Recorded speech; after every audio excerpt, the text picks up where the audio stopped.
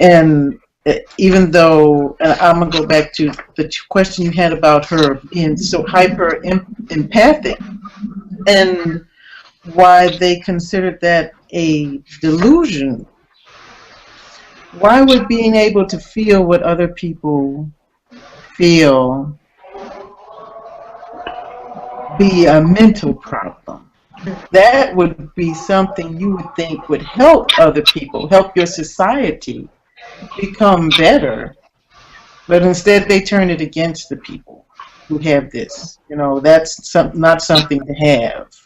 This is, we're going to give you, well, if they had pills, they would have given the pills, to stop that from happening. Even though it was, to the degree that she has, it really, is extensive. She'll pass out when other people have experienced, great pain or whatever. But,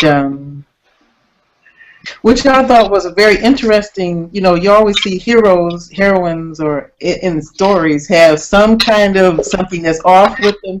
I thought that was a very interesting kind of Achilles heel for her to have for the story. I just think it's interesting because her mom was addicted to drugs, and normally the thing with drugs is the offspring loses something. So either it's they're deformed or they're not as quick or socially apt. But she actually gained empathy because of her mom's drug addiction, which I thought was a really nice plot twist when I first read it. But does she consider that a gift? No, she doesn't. Maybe not yet. Not where I am. Yeah. Yeah, I really was disappointed that that the society saw the empathy as a handicap, and and even regular empathy. Randie, you said something in one of your questions about people are now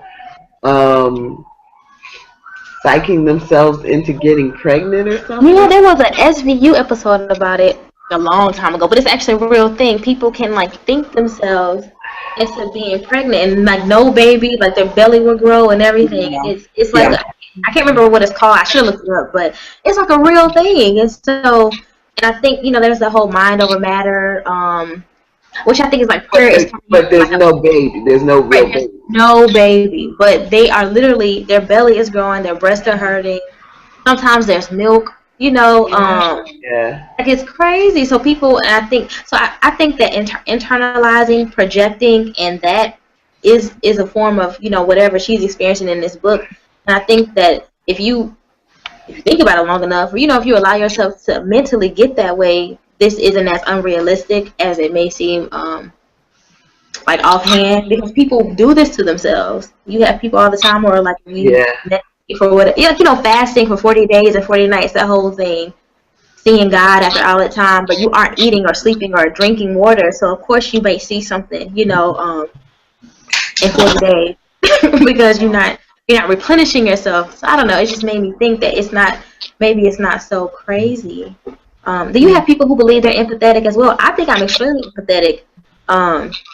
My mom does as well, and that's where we clash a lot because I bring a lot of it home, or or to her, and she doesn't like that, because she's not like that. So yeah, I'm also very empathetic, and and I think it is a burden as well as a gift. And for me, the thing about empathy is that, to me, it makes you want to solve problems.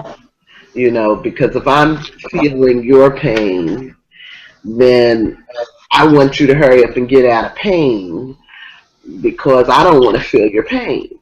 So to me, it moves us in that direction. But the society that we live in now, you know, does have, I would say, a preponderance of people who have either never had the capacity to feel things, you know, in a deep way, or they have so completely shut themselves down as a coping mechanism. And so, as Joelle was talking about religion as a system of control, I think, you know, having people that don't feel anything is another kind of method of social control, because if you're not feeling anything, then you don't, you know, really want to solve any problems. You're happy to just kind of go along with the world as it is, because that's the way it is. You know, people that just say, "Oh, that's the way it is. Nothing can be done about it." Well, when I hear that, then what I'm feeling is, well, you must not be feeling. You know, you must not be feeling anything, because you know, it's like if you have to me, if you have your hand in a fire, you don't hold your hand saying, "That's the way it is." You know, you do what you have to do to move your hand out. That to me is a healthy reaction to a problem, to pain. And so when we're not reacting, to me, that's the problem. Yeah.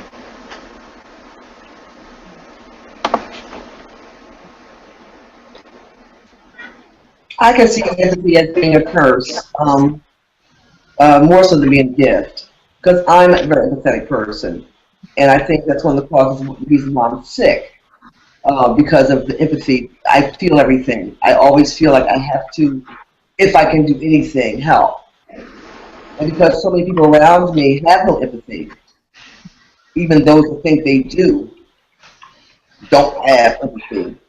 If the people that do have it, they're always moving, they're always doing, you know, and it kind of wears them out.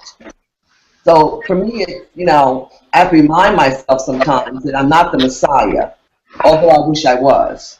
You know, that little thing back there says that, you know, if I could, like... Trust me, I know for a fact it's a hard job. Excuse me? It's a hard job. Being the Messiah.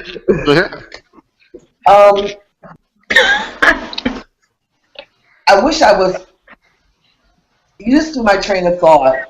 I was very curious about that. I mean, I just don't know what in the world you're talking about, Joel. Well, we'll keep it moving, okay? It's going to be a form tonight, so we can't get on a serious subject or any serious empathetic feelings. Okay, I'm done.